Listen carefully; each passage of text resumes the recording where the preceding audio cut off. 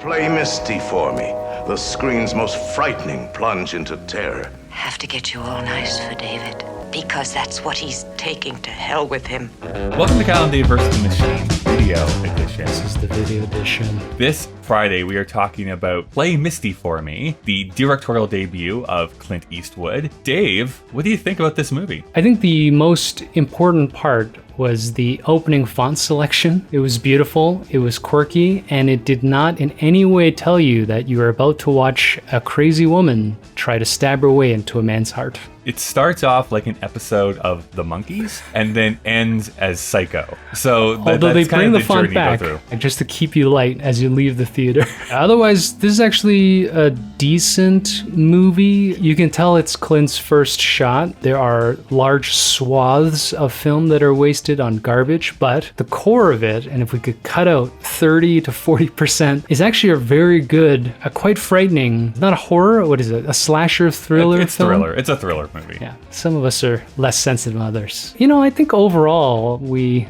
enjoyed this one. We did. I mean, this is the only movie that we've actually agreed upon this year, it seems.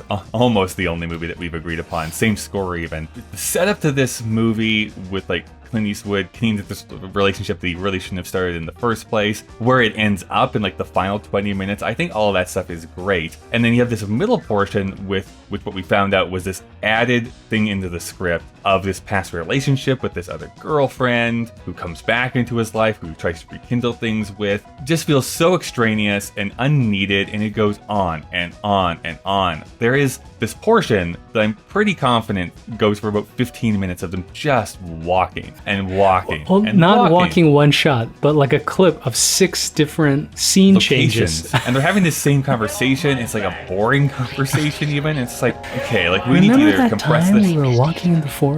It is so bizarre. It's like, why is this even here? There's also some other weird things when it comes to sexuality. There's this weird gay character that shows up for 30 seconds. Says a terrible line. It's not funny. It's odd. It's just, those moments are not great. But there, you can see the talent here. I think, yes, you can definitely tell this is Clint Eastwood's first film, and you would see him refine this until we hit the 90s, where he kind of comes into his own as a great film director. By the way, we're going to spoil the ending here. Spoiler alert, spoiler alert. The way this movie ends is something I guarantee you will not be able to predict from the way that it starts. Our evil person with the knife who's slashing up Clint Eastwood Lucille Bluth gets one-punched by Clint Eastwood.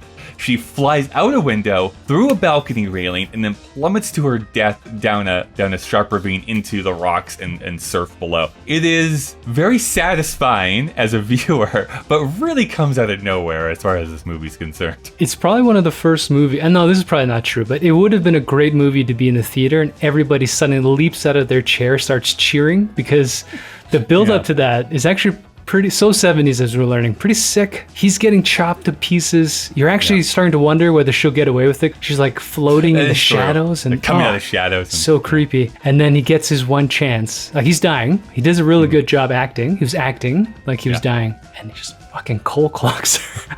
It's amazing. She like flies through the window, and I was sitting on the couch with Kyle, and I was just like, yeah! Maybe somewhat of a mixed bag, but I do think it's definitely worth a watch as far as like a curiosity of, I want to see where Clint Eastwood started from as far as a director goes, or if you want to kind of understand how thrillers were evolving when it comes to the 70s specifically.